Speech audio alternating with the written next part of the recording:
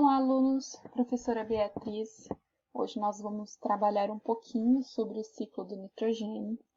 E para isso a gente precisa conhecer um pouquinho desse elemento, saber um pouquinho de suas propriedades, para a gente poder saber o funcionamento desse ciclo.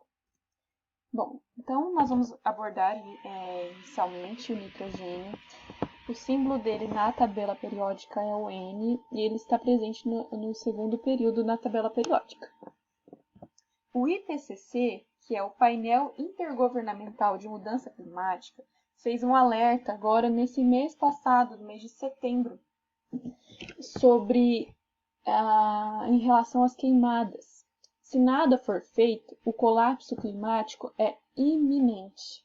Bom, então, o que será que tem a ver o nitrogênio com as queimadas, com o aumento de temperatura, o colapso climático? Nós vamos aprender todas essas pontuações na aula de hoje. Então, é importante ressaltar que o nitrogênio é um elemento que compõe 78% da atmosfera do planeta e os impactos que ele também causa são bem grandes, como a gente pôde ver noticiado, recentemente. Em relação à sua importância, ele compõe 78% da atmosfera e desses 78%, poucas espécies são capazes de sintetizar esse elemento, sendo as bactérias e as cianobactérias, que são capazes de realizar esse processo. Esses dois GIFs abaixo mostram a utilização deles, onde eles estão presentes. Mais especificamente, o nitrogênio está composto nas nossas bases nitrogenadas, que é o DNA, o RNA. Ele compõe as proteínas do nosso DNA. Já do lado, mostra a sua utilização na parte agrícola, em relação aos fertilizantes que são aplicados nas agriculturas, eles têm como base o nitrogênio. Então, a gente conheceu um pouquinho sobre o nitrogênio, Agora a gente vai abordar o que é o ciclo do nitrogênio. Vamos ressaltar que o ciclo do nitrogênio ele está dentro dos ciclos biogeoquímicos que já estudamos anteriormente. Os ciclos biogeoquímicos são processos que ocorrem na natureza e eles têm como principal objetivo de reutilizar os elementos químicos que estão presentes no meio. Então, isso acontece com o ciclo da água, o ciclo do carbono, não é diferente do ciclo do hidrogênio e vai ser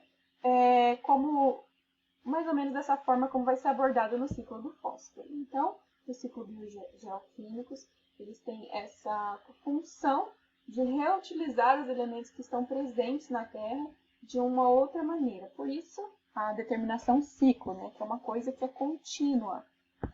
Nesse GIF do lado, mostra que a atmosfera terrestre é composta de 78% de nitrogênio, 21% de oxigênio e 1% são os outros gases. Então, é um gás de extrema importância, que é muito abundante e é muito importante sabermos o ciclo dele, a importância dele para nós, seres humanos, e para todos os animais. Então, o ciclo do nitrogênio ele tem 4 principais etapas, Dentre elas, a primeira é da fixação do nitrogênio, a segunda etapa é da nitrificação, a terceira é da assimilação e a quarta é da desnitrificação. A primeira etapa, nós vamos começar a estudar agora, é em relação à fixação do hidrogênio. Então, o hidrogênio está lá na atmosfera, então é necessário fazer uma conversão desse nitrogênio atmosférico, porque igual eu comentei anteriormente, não são todos os seres que são capazes de sintetizar esse importante gás, Então, o gás nitrogênio NH2 ele é convertido em amônia, podendo ser convertido também em amônio ou nitrato, E essas etapas podem ser realizadas de ambas maneiras, Podem ser feitos por meio de raios, que tem uma alta energia e acaba transformando esse gás nitrogênio em nitrato, né, ou amônia, e a fixação, como acontece por cianobactérias, as bactérias do tipo Azotobacter ou as bactérias do tipo Rhizobium. As bactérias do tipo Azotobacter são bactérias que estão livres no meio. As cianobactérias são bactérias que realizam a fotossíntese. E as bactérias do tipo Rhizobium, como está mostrado nessa imagenzinha do lado, são as bactérias que estão presentes nas raízes das plantas e que faz essa fixação. Então, a gente vai continuar agora na segunda fase do ciclo do nitrogênio, que é a fase de nitrificação. Nessa fase de nitrificação, é uma fase que acontece a conversão da amônia em nitrito e posteriormente do nitrito ao nitrato. O processo ele acontece primeiro a nitrosação, que é quando as bactérias do gênero nitrossomas, elas são presentes para poder fazer a conversão, e também a nitrosococcus, que eu não anotei aí. Elas são bactérias que realizam essa nitrosação em ambiente aquático e também em ambiente terrestre. Já a nitratação, ela acontece por bactérias do tipo Nitrobacter, do gênero Nitrobacter, e bactérias do gênero Nitrococcus, que é a conversão do nitrito para o nitrato, que é como acontece aqui nessa imagem. Aqui é o momento da conversão da amônia para nitrito e de nitrito para nitrato. Então, gente, continuando, a próxima etapa é a etapa de assimilação ou mineralização. Esse processo acontece a incorporação do nitrogênio no tecido dos animais que se alimentam dos produtores, como, por exemplo, aquelas plantas, né? As plantas que realizam esse procedimento. E através das suas excretas, esse processo volta até o solo. E aí, quando esse animal morre, também o material orgânico dele volta os compostos para a terra, né? E a biomassa é decomposta pelos decompositores, que realizam esse processo de mineralização.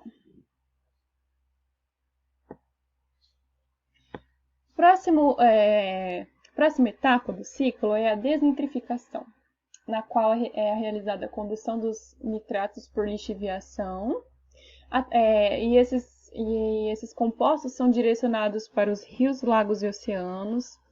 E lá as bactérias elas convertem os nitritos em óxido nítrico e volta para o solo. Já em relação à ação antrópica,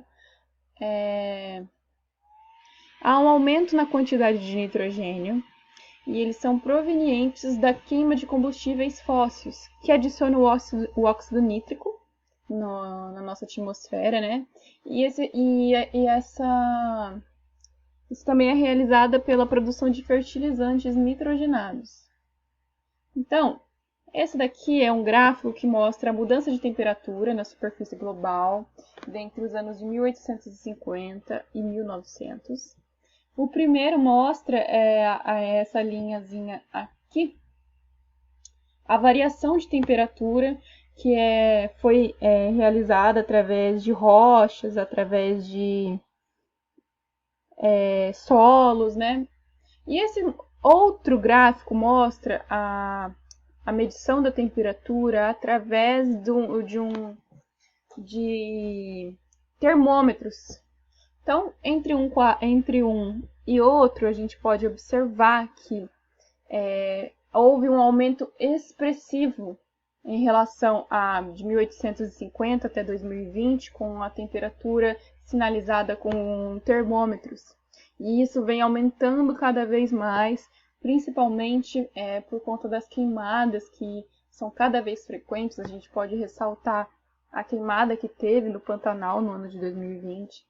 E essas temperaturas, quanto mais sobem, mas são piores para o ecossistema como um todo, pela o aumento de temperatura na Terra, por os gelos dos polos estarem derretendo, entre ambos aspectos.